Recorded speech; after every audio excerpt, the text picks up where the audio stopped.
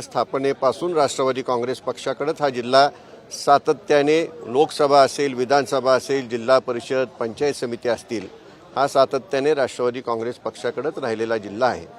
त्यामुळे साहजिकच कार्यकर्त्यांची अशी भावना आहे की ह्या ठिकाणी येणाऱ्या लोकसभेच्या निवडणुकीमध्ये राष्ट्रवादी काँग्रेस पक्षाचाच उमेदवार घड्याळाच्या चिन्हावरती लढण्यासाठी त्या ठिकाणी द्यावा, अशा प्रकारे सर्वच कार्यकर्त्यांची आणि सर्वच राष्ट्रवादी काँग्रेस पक्षाच्या नेत्यांची सर्वांचीच आमच्या सर्वांची भावना आहे आणि तीच आम्ही या ठिकाणी अजितदादांच्या कानावरती घातलेली आहे।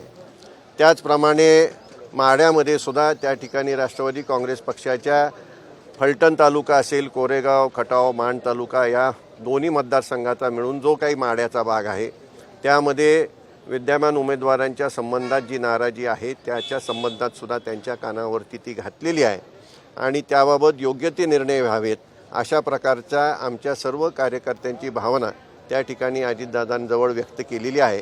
त्याबाबत ते सारासार विचार करून त्याबाबत निर्णय ते घेतील। आम्ही एकदा महायुतीबरोबर गेल्यानंतर आमचे नेते जो काही निर्णय देतील त्या निर्णयाबरोबर राहण्याची आमच्या सर्वांची त्या ठिकाणी भूमिका असेल। काय साधारणपणे माढ्याच्या उमेदवाराविषयीची नाराजीची काय कारणं काय घटक? महायुतीमध्ये आम्ही काही गेल्या महिन्यापूर्वीच एकत्रित आलेलो आहोत, पण त्यापूर्वी जी काही परिस्थिती होती त्या परिस्थितीनुसार त्या ठिकाणी एकंदरीत जी काही त्यांची वागण्याची पद्धत असेल त्यामुळं त्या ठिकाणी नाराजी ही आमच्या कार्यकर्त्यांमध्ये त्या ठिकाणी आहे। उमेदवार बदलावा अशी मागणी आज करण्यात आली। हो, उमेदवार बदलावा अशी मागणी त्या ठिकाणी करण्यात आलेली आहे। नाही बदलला तर पुढे काय भूमिका असेल? मी याही ठिकाणी आत्ताच सांगितलं की महायुतीचे आमचे नेते आमच्या घटक पक्षातील नेते आदरणीय अजितदादा आहेत, यांना सांगून आमची जी काही भूमिका असेल ती आम्ही घेऊ, परंतु अजितदादांच्या शब्दाबाहेर आम्ही कुणीही कार्यकर्ते असणार नाही। मोहिते पाटील हे भाजपचे आहेत, आमच्याबरोबर नाहीत। महायुतीमध्ये आहेत, परंतु राष्ट्रवादी काँग्रेस पक्षामध्ये ते नाहीत। राष्ट्रवादी काँग्रेस पक्ष हा अजितदादांना मानणारा पक्ष आहे।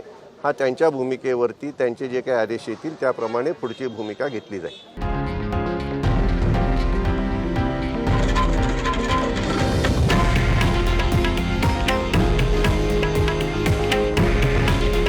हे आहे देशातील नंबर 1 न्यूज नेटवर्क आणि आपण पाहत आहात TV9 मराठी। काळजी तुमची, हित महाराष्ट्राचं।